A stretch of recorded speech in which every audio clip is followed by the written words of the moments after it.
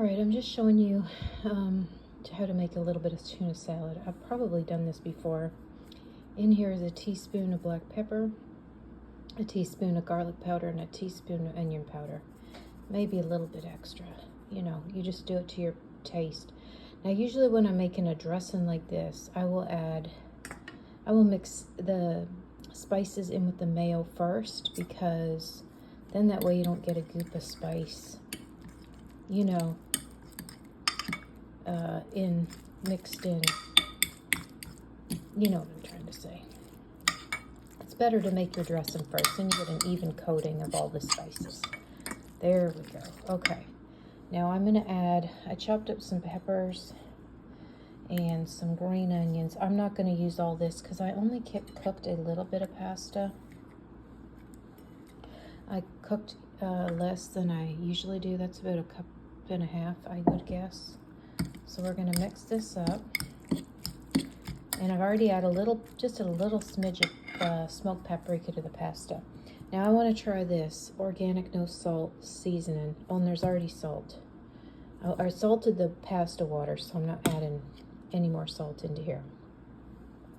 So I'm just going to try a smidge, because to me this is very garlicky and I really like it. It's a no-name brand of Mrs. Dash. Well, it's the Costco brand. So again, you want to mix this really well first before you add your pasta, and then you're going to get an even coat. Now, you could add a tablespoon of olive oil in this, because I don't want to use a whole bunch of mayo, but you know what? We do need the mayo on the pasta to even coat, because we don't want our pasta to dry out in the fridge. This isn't going to be in the fridge for long, 2 days tops, but I know because I just made a bit, and this is what I'm having for dinner, so there's not going to be a lot left.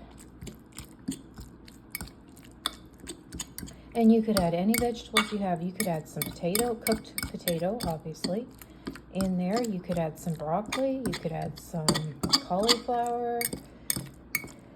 You could add peas. You could add carrot.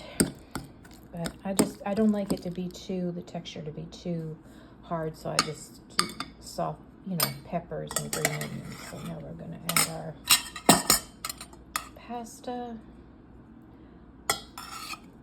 which I just drained, obviously.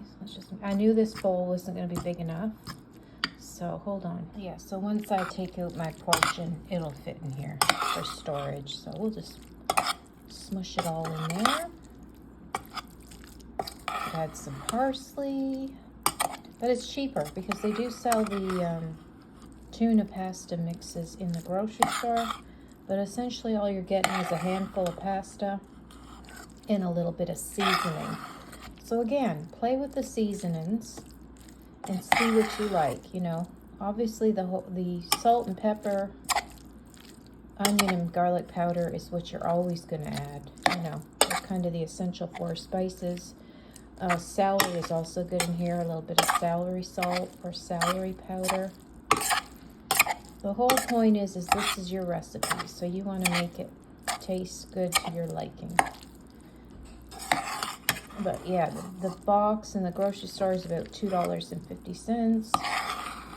I bought a whole bag of pasta for $2.49, so you're looking at 75 cents worth of pasta, maybe 50 cents worth of green onions and peppers. I buy these green onions and I grow them in my windowsill. I cut them back and root them in my windowsill, so they just keep replenishing themselves. So you're looking at $1.25, and then maybe $1.75 for a can of tuna, and then your spices and a little bit of mayonnaise. So what is that at? Under $3 anyways, and you get more than you'd get in a box. So okay, so I'm gonna have probably 2 scoops of this for dinner, and you could obviously use this as a side dish, but that's how we're rolling tonight. Talk to you later. Bye.